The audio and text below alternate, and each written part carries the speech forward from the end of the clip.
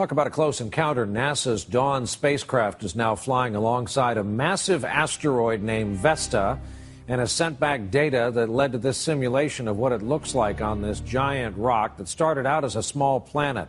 Vesta is roughly the size of Arizona. It's located in the asteroid belt between Mars and Jupiter. May 10th, 2012. NASA releases data from the Dawn spacecraft on the asteroid belt between Mars and Jupiter. The interesting discoveries found prompt researchers to dive deeper into an old theory of the universe. In the 1860s, there was a belief in something called Bode's Law. Actually, it was the Titus-Bode Law. But basically what it said is every planet is about twice as far from the sun as the previous planet. And it actually works really, really well for like 8 out of the 9 or 7 out of the 9 planets that we have. But at the time, there were only 6 known planets that were visible to the naked eye, or even some of the primitive telescopes they had at the time. And they noticed that there was this gap between Mars and Jupiter right where a planet should be. Now, in that gap is the asteroid belt. It implies that the asteroid belt is actually the wreckage of a planet that used to exist there. If the asteroid belt is really the remnant of an ancient planet between Jupiter and Mars, is it possible a species inhabited this missing planet thousands or even millions of years ago? If that's true, could it be they escaped before its destruction, only to land and inhabit our Earth? There is an alien presence. It's been here for a very long time. It has reached Earth because of war. John Brandenburg's work opens the question, what happened 300,000 or a million years ago on Mars that he claims the evidence is hard that there were 2 hydrogen bomb explosions? Here is Mars xenon versus Earth xenon. Earth is in blue. You can see they overlay very well for the isotopes 132, 134, etc. But at 129, Mars has 2.5 times more xenon 129 than the Earth does. And by the way, it has this, you could put any other planet up there and it would look the same. Mars is different from every other planet. It has this big load of xenon 129. And sadly, this is weapons signature. One man who retired from the Defense Intelligence Agency in 1999 sought me out. And we met with a man from the World Bank in Baltimore at the harbor. And for 7 hours, this man was provoked by a section of my book having to do with cloning technology. But he explained that his job for 23 years in the Defense Intelligence Agency was to analyze and monitor the geopolitical, territorial conflict of 3 different extraterrestrial groups inhabiting this world. And he said they are inside of mountains. They have huge caverns at the basins of the bottoms underneath oceans and seas, between land bases, water bases, and in mountains. They have a control on this planet, and it may be linked directly to Mars, to Sirius, and to Zeta Reticuli 1 and 2. Could some of these beings from another planet not only be considered alien, but also human? If they were human, did they help seed the planet? One of the more interesting theories when it comes to ancient astronauts is sort of the idea of like a progenitor civilization. That's to say, something along the lines of a very ancient, highly advanced culture that sort of seeded the universe, for want of a better term. And if you look at a lot of the entities that are reported in UFO encounters, going back to say the 40s and 50s, we have the very human-looking space brothers with the long hair, which a lot of people dismiss, but I don't write off a lot of those stories personally. Even the Greys, now they don't exactly look like us, but they, you know, the head, 2 eyes, vague nose, vague mouth, and 2 arms and 2 legs. So they are, in that sense, quite close to us. But what I find interesting is that when you're dealing with abductions, they very often take genetic material from the abductees. We're talking about like eggs, sperm, DNA, skin samples. If we were dealing with races of entities that were totally separate, I find it very difficult to think that our DNA and the raw materials they need from us would be totally compatible with them. That to me is too much of a coincidence. So I think that's why we can make a case of an ancient race seed in the universe, which, depending on the atmosphere and the gravity and the food and everything else of the relevant planet over millions of years, the Greys may have developed in a different physical fashion to what we have. You know, we're totally different really in many respects to like Cro-Magnon man or Neanderthal man, but they were still humans, but you know, they were different builds, their brain size was different. So I think we could be dealing with something like that, that's a civilization, maybe it doesn't even exist anymore, but it was the original seeding of the universe or the galaxy. Someday extraterrestrials arrived. They realized which form of animal is the most advanced. It was our ape family. They simply took 1 or 2 examples out of the ape family. They changed their genetical code. Every genetics know how to do this. You change the DNA base, you change it, and you put this back into the womb of a female. The female will give birth to a child. The child has, of course, the evolution, has the skeleton, the teeth and everything. But because of this artificial mutation, the child has something in plus, which the rest of the family tree has not. Culture, language, the possibility to speak, to change out information and all this. So we are product of evolution, but not only. We are also part of an artificial mutation. So, and this is handed down in the Bible and in other stories. A lot of the intergalactic species are kind of broken down into 3 major strata. You have sort of your young, infantile baby races, and we're juvenile, right on the edge of trying to be adults. You have sort of mature species, spacefaring species, which, you know, can kind of occupy a pretty gap of age, pretty solid gap of age of hundreds, thousands, tens of thousands of years of being spacefaring. And then you have a few of the ancient races, which have been spacefaring for millions of years. And there is this real difference in who and what they are and they do. And so if you're kind of in the middle strata, the attitude about, you know, those in the upper, the ancient strata is, it's not up to us to decide what their business is. They obviously do what they want, how they want, but their reputation is that they're just going around tinkering with DNA. They're still working on these long-term upgrading plans. If there really was a progenitor race that helped seed the planet, is it possible that their existence is also shown in other stories that aren't religious? And if so, why? Gene Roddenberry was the writer and producer of Star Trek, the first series. I think he wrote the very first show in the Star Trek series, which was incredibly interesting, about how the Enterprise goes out and finds evidence of a progenitor race all throughout the solar system and the galaxy.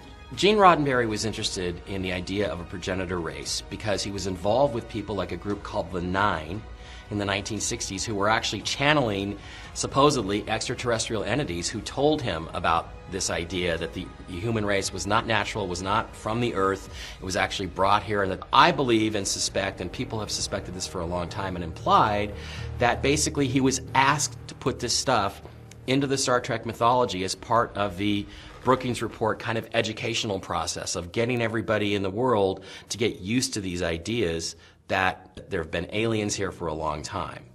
Could it be that the government is trying to educate us on the fact that there might be a progenitor race out there? If this is true, is there physical evidence in the universe that supports their existence among us? The planet Saturn may actually at one point have been like the Earth, where it was a planet that had a crust, that had a thin atmosphere, and then in the course of it moving further and further away from the sun over eons of time, it starts to develop a much larger atmosphere. The atmosphere grows much more significantly, and in the process of that much greater atmosphere, it also develops a much higher amount of energetic charge. There's a great deal of weather activity in that atmosphere, and it builds up enormous electrical charge, which causes it to become extremely powerful. So when I see the planet Saturn, what I am seeing is a planet that long, long ago was once like the Earth, that has since grown an enormous amount of energetic charge on it, and has now become an extremely powerful energy source of some kind, which under certain circumstances could be harnessed. Researchers point out that a very odd moon orbits Saturn. Some believe this moon could be an artificial planet. Iapetus is very different because unlike most of the moons of Saturn, which are in a kind of ecliptic plane, it's off at about a 60-degree angle. When pictures of the horizon came back that were showing the surface of Iapetus, not only was there this bizarre rim around the middle of the object, there was this edge, edge, edge, straight line, straight line, straight line. It was not a rounded spherical horizon. And actually, if you do the calculations and you see how long these straight lines are and put them together, it comes out in the shape of something called a dodecahedron. Iapetus appears to be an artificial satellite. It could very well have been the base from which the progenitors, call them the preservers, call them whatever you want to call them, operated. They actually operated on this moon of Saturn and did different things to different planets in the solar system. It seems that since 2014, in my work at earthfiles.com and investigating various kinds of phenomena for radio and television and the web, that I have been getting a lot of whistleblowers that have been saying basically, look, you need to look at what's going on with Saturn research. And one of those emails came after the very first close-up photo that NASA released of this strange moon around Saturn called Iapetus. And here is this wall going around Iapetus. And then you read what they release as the height of the wall is 6 miles. That's from the surface going up vertically, 6 miles, and it goes all of the way around Iapetus. Everybody was saying, how is this possible? What could be the reason? And therefore, a lot of people have been speculating, could this be one of the first in-your-face, we'll call it ancient archaeology by extraterrestrials in the solar system? If Iapetus and our own moon are considered artificial satellites built by a progenitor race, are they still monitoring us from afar? If so, could it be they're monitoring the possible destruction of our planet? The ancients tell us that there are something called a great galactic year, or and this is a 25,920-year cycle. Each one of these great years is actually divided into 4 sections: a golden, a silver, a bronze, and an iron age. And we're not talking about metals here, we're talking about consciousness. And the golden age is actually said that vibrationally we are 3/4 spirit and 1/4 matter.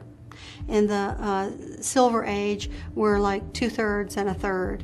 In the Bronze Age, we're half and half. And in the Kali Yuga, the Iron Age, which is what we've been in now, we're 3/4 matter and 1/4 spirit. So people are walking around asking whether God even exists. So at the end of each of these ages, there are cycles within cycles within cycles. So halfway through that 25,920-year age, what happens is our solar system drops beneath the plane, the equatorial plane of the galaxy. And that's what happened when Atlantis fell. And it was sort of like the end of an entire age. And we reverted back to having to try to survive. And since many animals didn't survive, crops, plants, of course there was a lot of starvation for a long time. Many of the gods remained in order to try to put the world back together and to bring food. This is who Osiris was, you know, the great green god who traveled around and brought food to people and taught planting, and this is why he was so beloved by the people.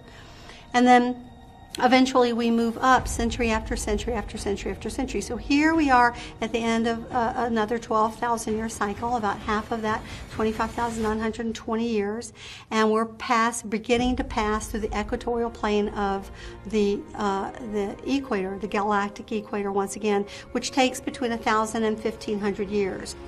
Could a progenitor race be trying to connect with us? And if so, why? I am absolutely convinced this planet is under observation again. Somebody is watching us. Somebody is studying us, our languages. They want to speak with us.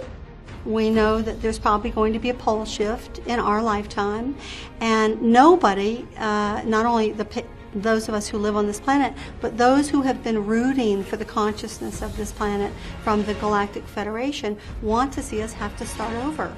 They don't want to see us crash and burn and have to go back to caveman days and make our way back up the evolutionary ladder. We've come too far. And so this is one of the reasons that the Galactic Federation is so involved in trying to help to buffer the very powerful waves that are coming out of the sun so that we can make a slow incremental adjustment up into changing our consciousness from a duality-ridden, conflict-oriented consciousness to one where we're able to live in some kind of peace. Some believe that an otherworldly source has already been in contact with certain human beings to change the consciousness of this planet. I had no idea what I was seeing. It resembled nothing that I had ever heard described. It resembled plasmic energy. It had colors. It moved fast. It collected and then dispersed. In February of 1974, Philip K. Dick, a famous science fiction writer, had a contact experience that not only changed his life, but also the message of his work. One day, he had a revelation. He was just sitting there in his apartment in Orange County, and all of a sudden he began realizing that, there was an alien presence that was talking to him and giving him valid information which he could confirm or deny. He called this thing VALIS, or for Vast Active Living Intelligence System. He believed that VALIS was controlling the human race and doing things to us, sometimes in a trickster manner, sometimes in an enlightened manner, and he believed that he was the vehicle of VALIS. The next 4 books which were concerned with VALIS were some of the most amazing books ever written. He believed that he was connected to some intelligence that was off-planet that was feeding him information. Philip K. Dick was one of the foremost and most important and visionary science fiction writers ever. For example, one of his books was turned into Blade Runner, the hit movie with Harrison Ford. Also, the Adjustment Bureau with Matt Damon was based on a short story that he wrote, and also Minority Report with Tom Cruise.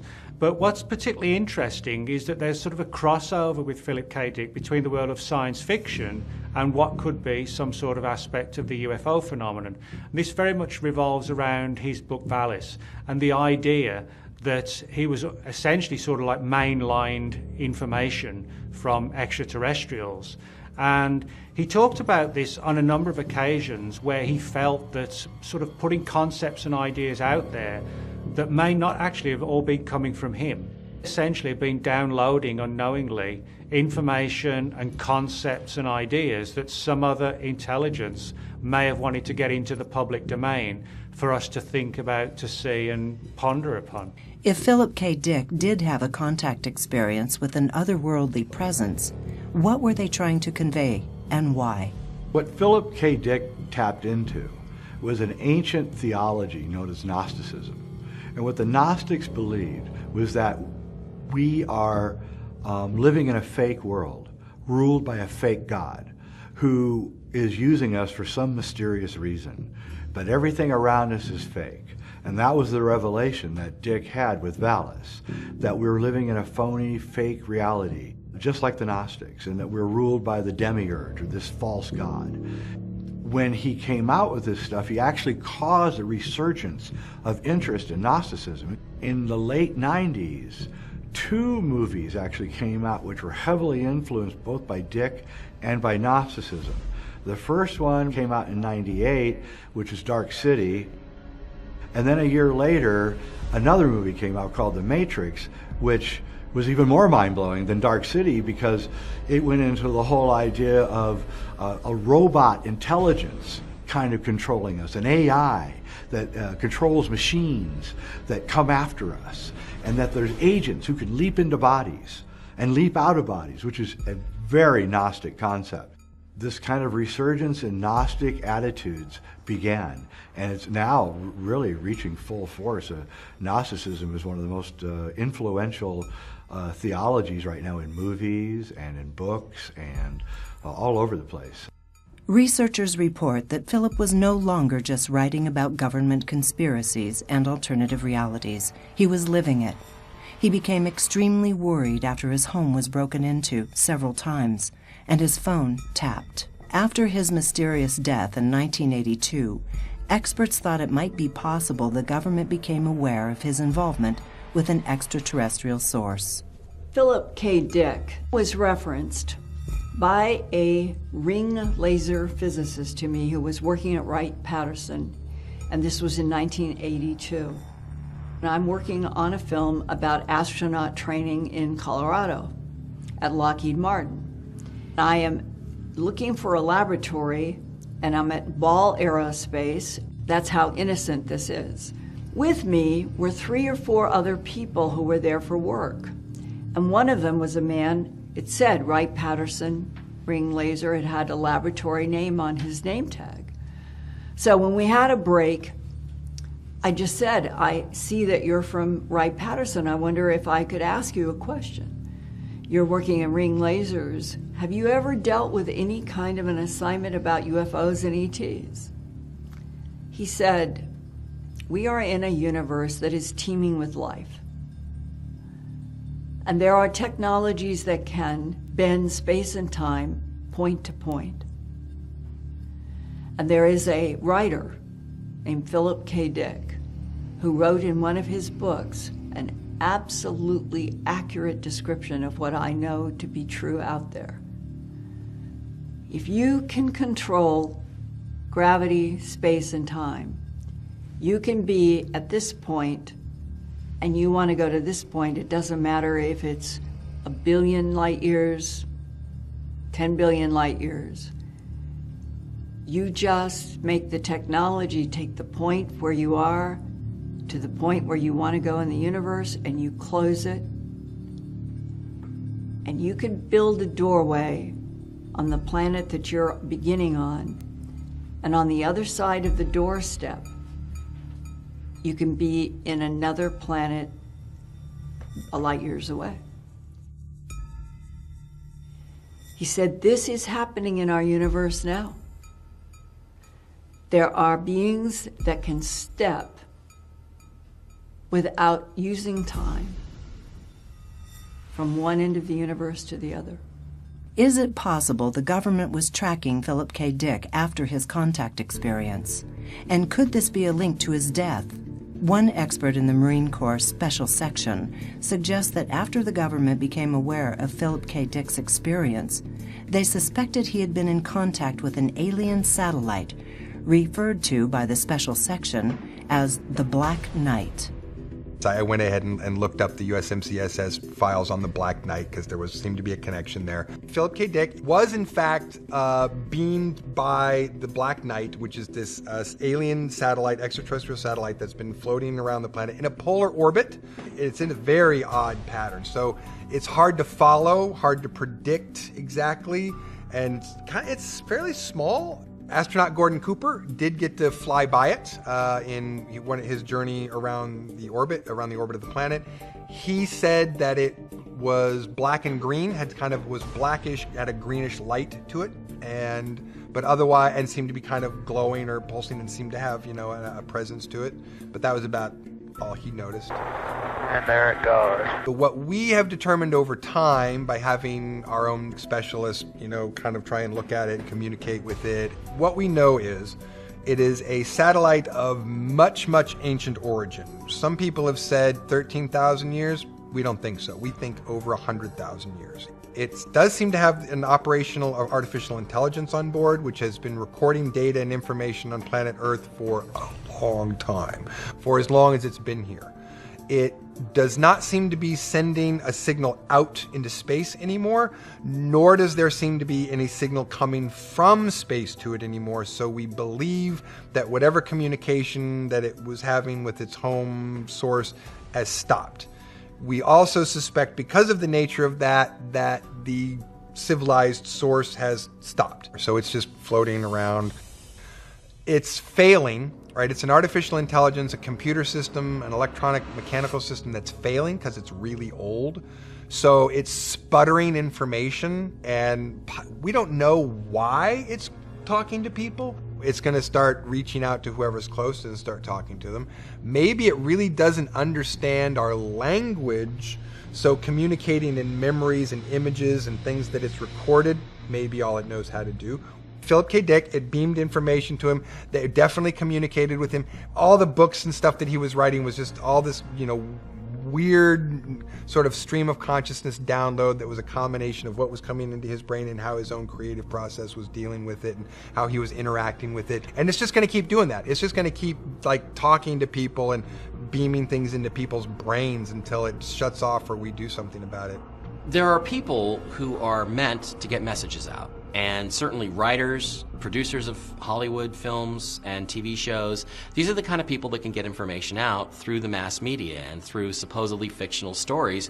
So they would naturally be the people who would be approached by higher powers who are trying to get their message out to others.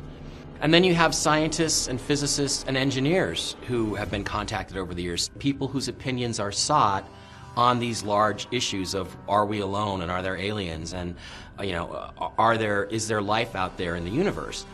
If certain influential people are in contact with an AI satellite, is it possible that the government is keeping tabs on who they are and what they're receiving? People like Carl Sagan was probably the most powerful spokesman for the so-called scientific materialist angle on things. But for many, many years before he became the patron saint of debunkery, he was actually very interested in aliens and alien life and was very public about it. But his mentor at Harvard was a guy named Dr. Donald Menzel, who was also an astrophysicist like Carl Sagan. And he was supposedly part of an organization called MJ-12, Majestic 12, which was supposedly existed from the 1940s on, from the Roswell crash forward, and his job was to be the public face to debunk flying saucer sightings, aliens, and UFOs. And it's interesting, he passed away in 1972, and 1972 is the year that Carl Sagan went from being interested in aliens and UFOs to being the public skeptic, the public debunker of all things having to do with alien life. Are there many different kinds of beings trying to contact us? Experts point to a secret society in post-World War I Germany who channeled alien beings from a distant star system. It's suggested that this experience brought forth knowledge that affects the world we live in today. Philip K. Dick thought that he was being influenced by an outside alien intelligence. So that sort of created this idea that it's possible for that to happen. So then we start looking back in history, has this happened before? And we realize actually it's happened quite a bit.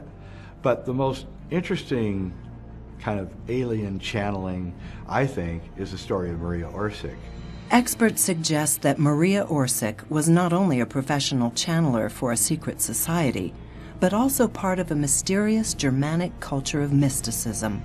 There's actually this history of an area of Germany called Prussia, which was actually a nation of its own back in the 1800s, where there are a group of, industrialists with a lot of money who are fascinated in all these ancient mysteries, who looked at the ancient texts through physicists' eyes and had ideas about how to create airships and spacecraft and how to define gravity.